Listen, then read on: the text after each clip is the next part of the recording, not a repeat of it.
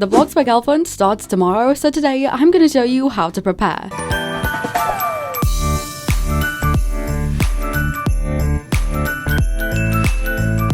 Hey glossettes, welcome back. How are you guys doing today? It's day 8 of Glossmas, and tomorrow is actually the start of the annual Bloxburg elf hunt, so today I'm going to help you prepare for this. But of course, before we get into the video, we need to see who is behind door number 8 on the Glossmas advent calendar. As per usual, if you want to skip to where the video actually begins, there's a timestamp on screen now, but if we go to door number 8, the glossette we have today is Bristol, and this is because Bristol drew me this adorable little drawing of my Christmas avatar. It's so cute, and I love the fact that she's also done like a little lip gloss tube that says gloss on it. This is so adorable. She's done a great job, so thank you so much, Bristol, and welcome to the Glossmas advent calendar. Anyways, let's get into the elf hunt preparations. Now, the Bloxburg elf hunt, of course, starts tomorrow on the 9th, and it's a 16-day long event until Christmas Eve, where an elf spawns each day. And if you want to know more about the specifics of how the elf hunt works, or any questions you could possibly have about it, then I do already have a full guide video that covers absolutely everything. However, we don't know yet what will change in this year's elf hunt, so after the elf hunt does begin, I will be making an updated version. Anyways, this video will be going over just how to prepare and things that you should do to make the elf hunt easier. First of all, starting with finding the elf. Now, of course, this is the first elf hunt in the brand new map, which means tons of new hiding places, and a lot of people are kind of nervous for this, so I'm going to give you some tips on how to actually get around the map easier. First up, we have this official map on screen now, and this shows all of the locations and the map from above, so it's definitely useful to screenshot this and keep it as a guide if you're trying to learn the layout, because it makes it far easier. It's also good to keep in mind that the map follows a similar base layout to the old one, so from above you can actually see Riverside Estates is on the left with the river, the town's in the middle, Bloxie Acres is on the right, then we have the beach in the ocean at the bottom, and the mountain and the camp areas are at the top in the back. So it pretty much follows the old map layout, just finally far more detailed. And one great way of learning each area as well is actually to use the bus stations. Now, these bus stations do actually have a purpose, so if you click on these and click travel, you'll get a list of every location in the map that you can easily teleport to. The locations you can teleport to are Billy Goat High, Bloxburg Central, Bloxie Acres, Cape Beacon, Lakeview Heights, Ocean Avenue, Peak Mountain, Riverside Estates, Riverside Park, Starlight Observatory, and Sunset Point. So you can pretty much go anywhere. These are so useful to get around, especially to learn the different areas. However, if you teleported with, say, a cookie in your hand for the elf hunt, it would actually get rid of the cookie, so you need to make sure you aren't teleporting when going to find the actual elf, because anything in your hands will disappear. In terms of the elf's hiding locations this year, I'm actually doing a stream tonight in around 30 minutes after this video is posted, where we are going to try and predict their hiding locations. But when you search for the elves, it's good to make sure you cover all the key likely places, like the town and all the buildings, the school, the water tower, the tip of the mountain and the camp areas, around the waterfall and in the cave behind it, around the bridges, the lighthouse, the desert island, and any key locations they are likely to hide an elf in. So it might be a good idea to practice going around everywhere you want to search and find a route you like to use for each day. In terms of getting around, of course, you want to be as fast as possible too, which means choosing a good vehicle. I always use the motorcycle because it's one of the fastest vehicles in the game, and it's also small, so it's easy to get through smaller areas of the map unlike a car, which makes it perfect for elf hunting. Something to also keep in mind too is that the elves only spawn when you're really close up to them as well, but they will also make this sound too,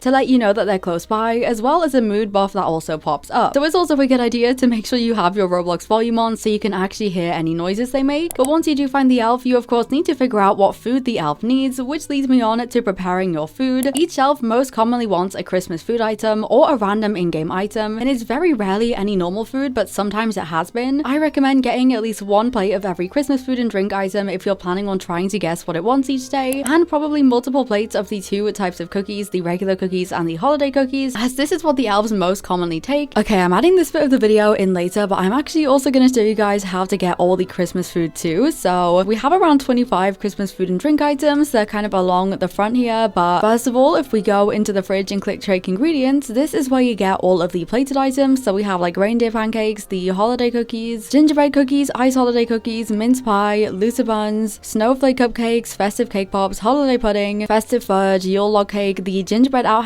the holiday tree brownies, the winter cake, the braised ham I don't think is a Christmas item, the gingerbread house, and the modern gingerbread house. So that is how you get all the big plated items, but all 3 gingerbread houses you can also just place down in build mode, which is so much quicker. And then if we go in quick meals, the only Christmas item we have in here is actually right at the bottom, which is the chocolate calendar, and then the rest of the Christmas snacks are actually around the map, so I'm going to show you how to get all of those too, or in appliances as well. So if we go to the coffee machine, you can get the white chocolate cappuccino, the gingerbread latte, and the peppermint mocha from a coffee machine. If you have a popcorn machine as well, you can also get the peppermint popcorn. And in an ice cream machine, you can get the peppermint swirl ice cream. The rest, however, like the 2 different Christmas hot chocolates and the candy cane, are I think only around the map. So we are gonna head into town and I am gonna show you where to get these. You just kind of want to go straight into the Bloxburg central area. So once you get to kind of like the statue area, obviously we have the Christmas market down here. So we are gonna turn it down here and go towards the stalls. Oh my gosh, wait, we have another food I've forgotten about. First of all, you can get the peppermint boba from the boba stall here. But if we keep going down, okay, it turns out you can't get it from the Christmas stalls. Hang on, we're turning around. If you go towards kind of like the big water tower, we actually have Tom's tree farm over here, and this is where you can get some other little things. So if we go over to Tom in his little stall, oh my gosh, it's very bright. This is where you can get the candy cane and the 2 hot chocolates. So it's also very good to stock up on these by going over here. Oh my gosh, it's so bright, but that's pretty much it. That is how you get the Christmas food for anyone wondering. It's just good to have the Christmas food there to give the elf each day, but honestly, if you're doing it by yourself and not following a tutorial, you will go through a lot of food, okay? I personally have one of every food item ever for each day, which is tons and tons of items because I want to be prepared. And of course, you don't need to do this, but I do recommend you have quite a lot of Christmas food if you're doing this completely by yourself. But of course, you can also use my tutorials anyways, where I tell you what the food is if you don't want to have to spend ages guessing by yourself. And the final thing to really prepare for is the time. So the elves usually move each day at around 9 p.m. UK time, so it's good to make sure you're online around then if you want to do it as soon as it comes out with everyone. And there's also normally live streams of people doing it together, but of course you have 24 hours in between each one to get them on time to make sure that you can get the best trophies. But honestly, that's kind of everything you need to prepare for. It's just kind of making it easier to find, making sure you have the food ready, and being prepared for when they move. But of course, if you go into the game and you go into the event menu and click on the elf tab, it will actually bring up this, which of course right now it doesn't say anything except that it's starting in a few days. But when it's out, we can also expect that this is going to be a full menu, which will probably tell us a lot more. But that's kind of it for today's video, just a very short elf hunt preparation video. As you can tell, I'm incredibly excited, but I hope I'll see some of you in my live stream tonight to talk about the locations. And that is pretty much it for today's video. So I will see you guys tomorrow for day 9 of Glossmas. Let me know if you're excited for the elf hunt down below. And as per usual, all my channel members will be on screen now. Thank you so much for joining the channel. And my Nitro boosters, thank you so much for boosting my Discord server. And of course, my merch buys from February. I love you all. And in general, I love you all so much, Glossettes. Have a very Merry Glossmas. XOXO Glossy Girl.